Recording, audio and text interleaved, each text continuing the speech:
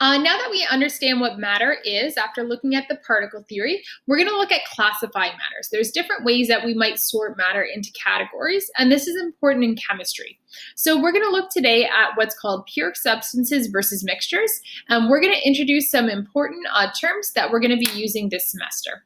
So let's start by looking at what a pure substance is. So a pure substance is something that is made up of only one type of particle. So at the subatomic level, it's got only one type of particle. An example here might be distilled water. So distilled water is only going to have one thing in it. It's going to have just water particles, whereas tap water is going to have other things. So tap water might have chlorine in it to use to clean it. It might have fluorine in it. So the reason I like to use this water example is because distilled water and tap water look identical. So I want you to understand that a pure substance might look the exact same as a non-pure substance, but in order to understand if it's a pure substance, we have to know what particles it's made up of. So you actually have to look at the particles. If it's one type of particle, it's pure.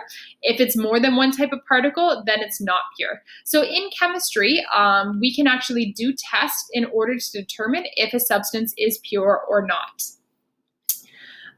There are two different types of pure substances. We're going to be studying one in great detail, and the one that we're going to be studying in great detail this year is called elements. So an element has only one type of atom, and it cannot be broken down into anything simpler. So the elements are found on the periodic table. They've all got only one atom in it.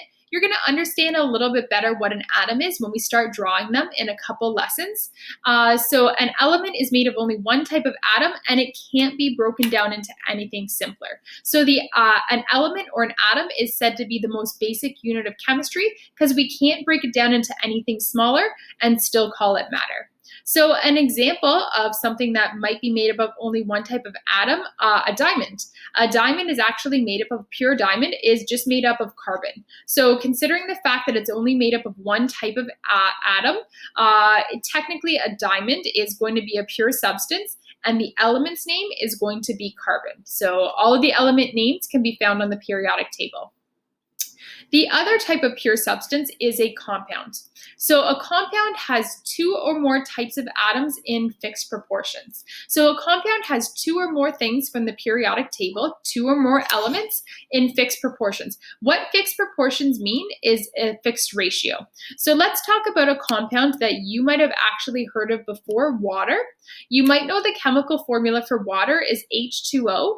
What fixed proportions means is that water always has two hydrogens and it always has only one oxygen. So this is a compound made up of two different types of elements, and those elements are in fixed proportions. That's what those numbers mean. Another thing you might have heard of, carbon dioxide gas, is one carbon and two oxygens, whereas carbon monoxide gas, which is very poisonous, is one carbon and one oxygen. The picture here that we have is the most delicious compound, in my opinion. This is table salt. This is sodium chloride. So sodium chloride is NaCl. It's made up of one sodium and one chlorine ion. I love sodium chloride, so we're going to be talking about it later on when we talk about compounds. So our two substances that we're going to talk about that are pure substances, we have elements. We're going to spend a lot of time in grade 9 talking about these. We have compounds. We're going to spend a bit of time talking about these in grade 9 chemistry, and then in grade 10 chemistry, you're going to study compounds the entire time. Okay, so now that we know what pure substances are, let's look at non-pure substances. So non-pure substances are called mixtures. There's two different types of mixtures. We have something that's called a mechanical mixture. What a mechanical mixture is a mixture in which you can distinguish between the different types of particles. So you can actually take a look at the mixture and you can see the two different types of particles. Think about granola, trail mix, party mix. Anything where you can see different things in it, those are mechanical mixtures. We call these, this word is hetero, and we call these heterogeneous. What hetero is hetero just means different. So heterogeneous mixture means different particles are in there making stuff up. So in granola, you might have some raisins, you might have some nuts, you might have some oats. Those are all different things making up a mixture. It's considered to be heterogeneous. Our other type of mixture is called a solution.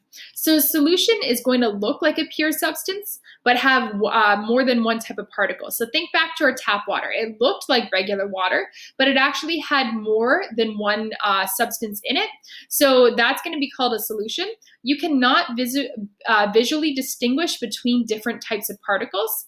An example here might be apple juice. So, if you look at apple juice, it looks like a clear liquid. It looks like it's just one thing, but there's actually lots of different particles within apple juice.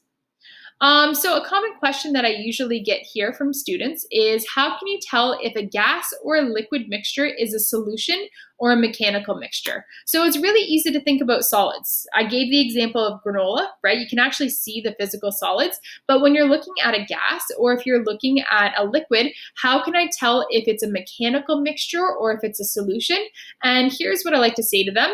All liquids and gas solutions are clear. So if you're looking at a liquid and it's clear, it's considered to be a solution. If you're looking at a gas and it's clear, it's considered to be a solution. However, if a liquid or gas looks murky or opaque, opaque means that you can't see all the way through it. So if it looks like you can't see all the way through it, like maybe orange juice with pulp, then that's considered to be a mechanical mixture. It means that there's solid bits actually floating in there. So orange juice is my example. Apple juice, you can see through. Orange juice, you can't see through. It means that it's a mechanical mixture and that there's solid bits of pulp floating around in there. The last thing I want to talk about is something we really don't see in grade 9, but I like to talk about it anyways. It's an alloy. An alloy is a solid solution of two or more metals. So oftentimes we'll talk about gas solutions, mixtures of gases. We'll talk about liquid solutions, mixtures of two liquids. We don't typically talk about metal solutions, but they can happen. They're called an alloy. So here you actually need to physically melt them together. You can't just take two metals, cram them together, and assume they're going to stick. You actually have to do it by melting them. We often call this soldering. So you might see welders are really good at this. So they'll actually melt the metals down to their liquid state, combine them, and then let them come back to a solid. So you can form a metal solution. It's called an alloy, but because it takes energy and effort, we just don't typically see it. So those are the different states of matter. Now you understand the different way you can classify matter. Maybe this weekend you want to practice, right? Go through your house and try to classify different states of matter. And remember, in this unit, we are going to be focusing on two different states of matter. Pure substances, we're going to be looking at compounds, but really, next up, we are going to be introducing elements. Thanks for watching. That was great, and we'll see you next time. Bye.